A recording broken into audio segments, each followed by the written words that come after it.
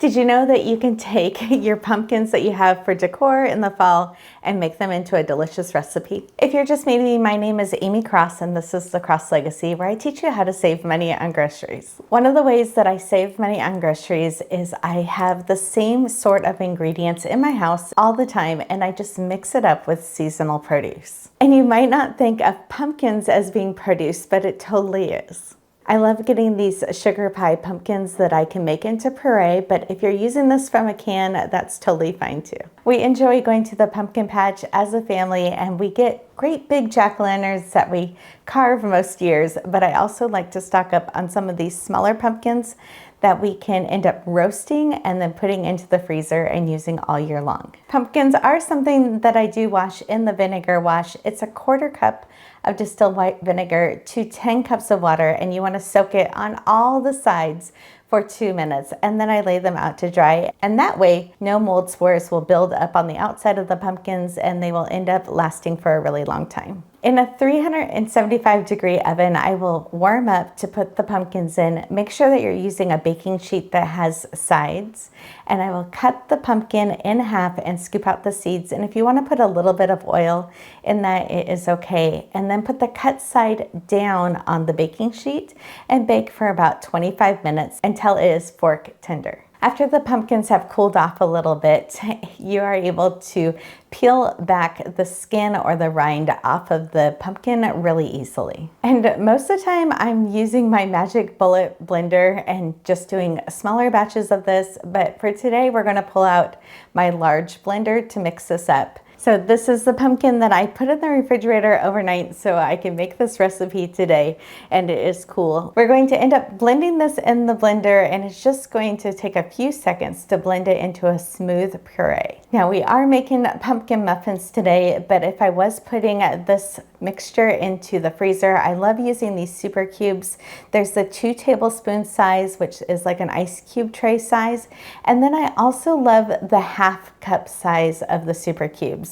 So these are great to put in the freezer, and then you can pull pumpkin out and add it to recipes all year long. So in this recipe, I actually use some oatmeal and I make it into flour, and this keeps it gluten-free too if you're watching your ingredients. Every couple years, I buy a 25-pound bag of gluten-free oatmeal.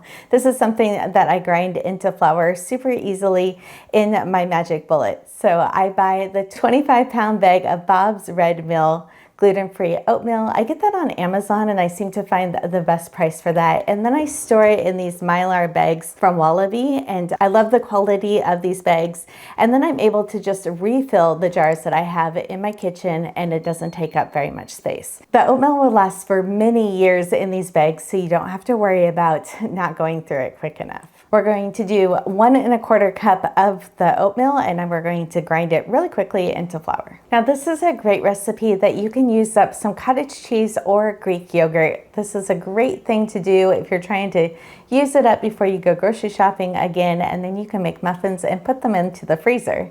But if you store your Greek yogurt or cottage cheese in a glass jar with a metal lid, it's going to last about 2 weeks past that best by date that's on the container. So normally I can get cottage cheese and Greek yogurt to last around 8 weeks. And this one is really important that you're using a glass jar with a metal lid that is completely airtight. Plastic lids are porous and let a little bit of air come into the container, and it doesn't last as long. So this recipe actually calls for cottage cheese, but it is reversible. You can use whatever you need to use up, either Greek yogurt or cottage cheese. And I am going to be adding a little bit of protein powder to this, and that will help boost up the protein and also help sweeten it a little bit more. But if you didn't want to use protein powder, you could just add extra oat flour to it. I love getting these glass bottles of maple syrup from Costco.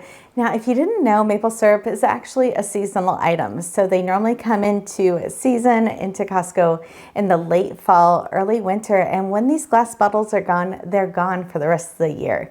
So I am almost out of this one, but it is a great thing to remember to stock up on. And when you're buying it, buy how much ever you need for the year. This entire recipe is only going to take 2 tablespoons of maple syrup in it when you're adding the vanilla protein powder. We're also going to be adding some vanilla to this. This is vanilla that I have made, and it's been soaking here in the bottle for a while now, over a year, and this is made with Captain Morgan's rum. The rest of the ingredients are just baking soda, baking powder, cinnamon, and some pumpkin spice mix. We will link the full recipe down in the description for you. We're also going to add 2 eggs to this. If you're wondering if your eggs are still good, we did a float test video to teach you how to check your eggs. Since I'm using cottage cheese, I'm going to go ahead and put it into the magic bullet and then blend it up just a little bit, and that way it's smooth and not chunky. I got these large cupcake liners that I'm going to put in the pan, and since I like my muffins larger,